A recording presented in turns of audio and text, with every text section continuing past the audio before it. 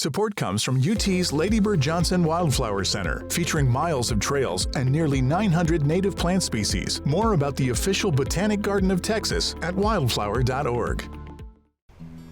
Some people focus on a specific thing in their garden, and I think ours is a little eclectic, but that's how we like it. I'm Jared Goza. I've always loved plants, and my father grew vegetables in our backyard and things like that. The thing that probably really pushed me into kind of plant crazy is when I was on a college trip into Tokyo.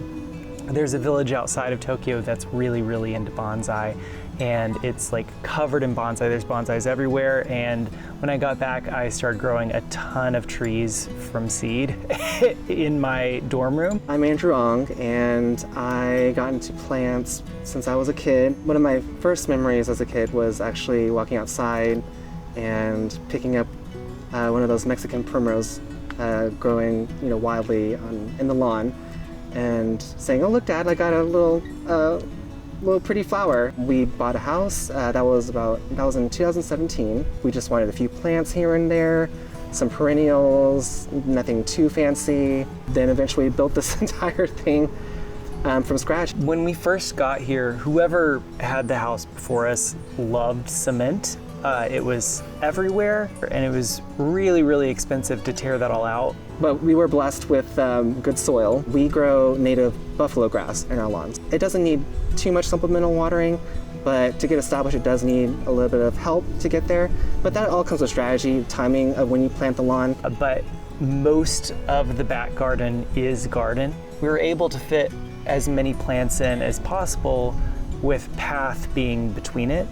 So we laid it out with the kind of island in the middle, we call it an island, and also have an area right here with the table where we can come out and have drinks occasionally. This is decomposed granite. It's probably the most affordable granite you can buy.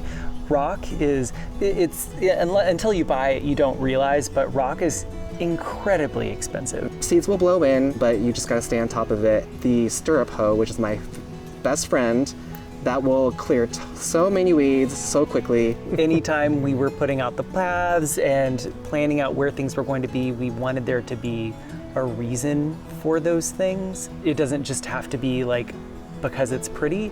It could be because this area gets more shade, so this can be kind of a woodland area. When it comes to big trees and shrubs and things they're really what you need to have placed before you start putting in the smaller, tender perennials and the annuals. You have to think about the size and shape it's going to be 10, 15 years from now. We have 2 red buds, a Shumard oak, a little gem magnolia. We got the Mexican plum. We got the persimmon. It's just a baby right now. And desert willow. And of course, and mountain laurel. I focus mainly on native plants, but I also really love poppies, and I also grow a lot of milkweed and lots of different things. And then Andrew is on a completely different end of the spectrum with his roses and annuals and ornamentals. This year I actually took a little different approach than I usually do, and I was trying to be as good of a planner as I could be. I got my Excel book out. I tried to computerize it this time because, like Jared said, we have very eclectic taste.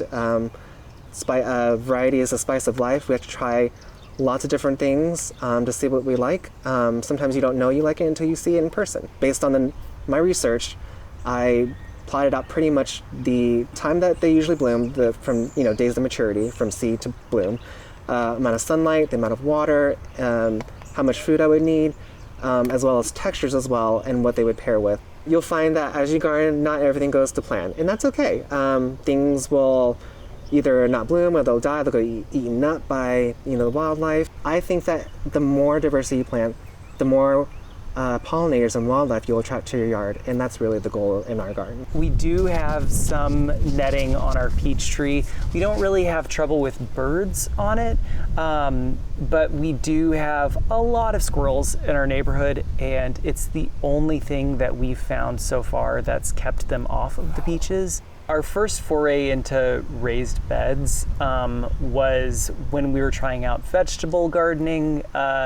Realized that it's not really for us. We do a little bit here and there. I love heirloom tomatoes, so I grow those every year regardless, and peppers. And the reason that you'd really want a raised bed for that is because of the quality of the soil. And our soil here is okay, but when you do a raised bed, you can essentially give it everything a plant could possibly want. Andrew really wanted to provide a place that had good water retention and a better soil quality for his roses, and also had this really smart idea to add height to the garden as well. Caveat to that is that raised beds, just like container plants, tend to need to be watered a little bit more frequently because they tend to dry out a little bit faster because they're raised up and they're not in the ground. Another thing I wanted to add is to add vertical interest. That is why I built those trellises from scrap wood, so I could have these beautiful vines growing up and cascading over. It functions to upturn an otherwise boring space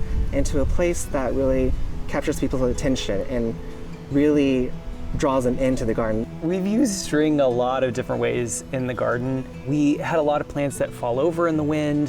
When we were at the Chelsea Physic Garden in London, we saw that they were growing these annuals that were taller than we were, and they had kind of tied them back with string to help hold them up, but loosely, so they can still move naturally.